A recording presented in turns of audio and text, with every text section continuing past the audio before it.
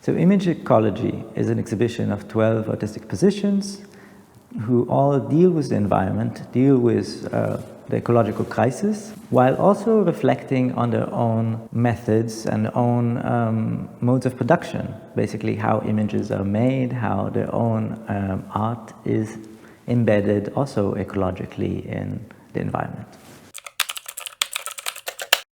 A lot of the artists and the artistic positions are really experimental in the sense that what they're doing is often an experiment. And let's say, for instance, Susanne Kriemann, one of the artists, she works with waste that's been exported from Europe mostly to Sri Lanka. And she works with activists who collect the trash and take photos of the mangroves and of the trash and send these back to Susanne. Or Su Yu Shin, she explores semiconductor production in Taiwan. So she explores water consumption behind something which is really very basic, but we very rarely think of what it means in environmental terms, ecological terms, or even in social terms. I've created a garden, and it's situated on the first floor. It's a terrace garden.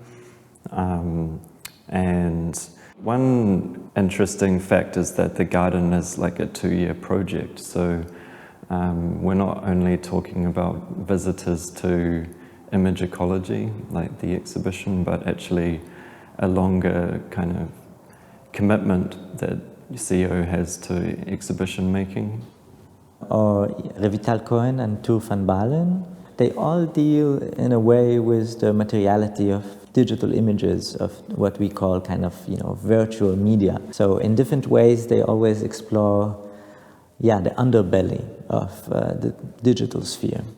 And Munem Vassif's work looks into the way ecology has also been very strongly influenced through colonial relations. And he explores this way in a sort of atlas combining archival material, cyanotypes, so old photographic methods, and also looking at how this relates to certain aesthetic developments, like the use of indigo. So the work I have on display here at CO Berlin is all from this larger project, Glacial Optics. This project involves a sort of literal and conceptual investigation of ice as a lens through which to understand our times. So exploring the climate catastrophe that we are living through, and sort of positing the gaze of the glacier, if you will, as a perspective, a vantage point from which we can understand the precarity of our moment. And Tobias Ziloni, for a long time, has been interested in darkness, but he was also interested in seeing what are the challenges for storytelling, for photographers looking at energy scarcity. And Julian Charrier's work, it's a heliograph, so it's one of the oldest photographic methods. And what Charrier did is go to oil rigs, oil fields outside of Los Angeles, and photograph them from this kind of aerial view, and produce a very, very large, beautiful heliograph using the bitumen from the site. For the exhibition, I present 5 boxes that have shutters, and those shutters are preserving the endotype from the light. The more the endotype is exposed to light, the more it fades, because they are made of chlorophyll. And therefore, people visiting the exhibition have the dilemma to open or not the shutters. And I like the way people start to speak about it in front of the boxes. Some are very like, oh no, I want to see the picture, and therefore I will kill it a bit, but it's okay, I'm okay with this. The work shows how part of the earth from the Atacama Desert, copper and nitrate are moved, literally moved, exported. So although it might be quite poetic, it's actually very descriptive and very straightforward documentation of a process of extraction.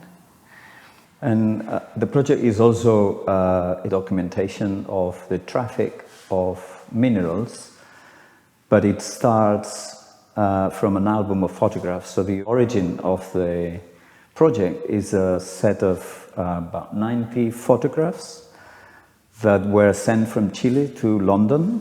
And these photographs document a mining operation in the Atacama Desert. And Carolina Caicedo's Serpent River book explores the effect of mega dam projects on local communities in South America, in Brazil, in Mexico, and in Colombia especially, combining collages, drawings, poetry, satellite images, archival images, and kind of reinventing the book form.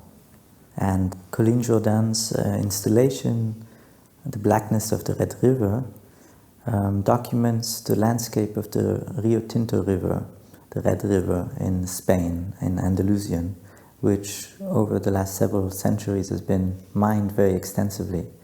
And she was interested in the challenges of documenting the toxicity in this landscape. I really liked being in exchange with Richard. He was sending me pictures of his plants and the list with the Latin name, and I was trying to find the same in the place where I was living this summer. I believe that the garden can fill in some like missing connections that are not like immediately apparent in other works. So in this case, it was most logical to work with like Leah's practice and her anthrotype. There's been a lot of sharing of ideas that's been happening this week here as we've been installing. So it's been very interesting to see other people employing that kind of process-based investigation, kind of process-based conceptual work. What I hope the visitors take home from this exhibition, the impact of the exhibition, I think goes back to a central question we asked ourselves while curating this exhibition, and that is, how does one think of an image, of images, ecologically? This is the reason the exhibition is structured around the concept of a metabolic cycle. It starts from energy, moves to material, then to labor, and then to waste. And in a similar way, I think this applies to image making, but it also means that environmental questions are always connected to labor questions, waste is always connected to energy, etc. So this would be, for me, important for maybe something people can take home and think through and use.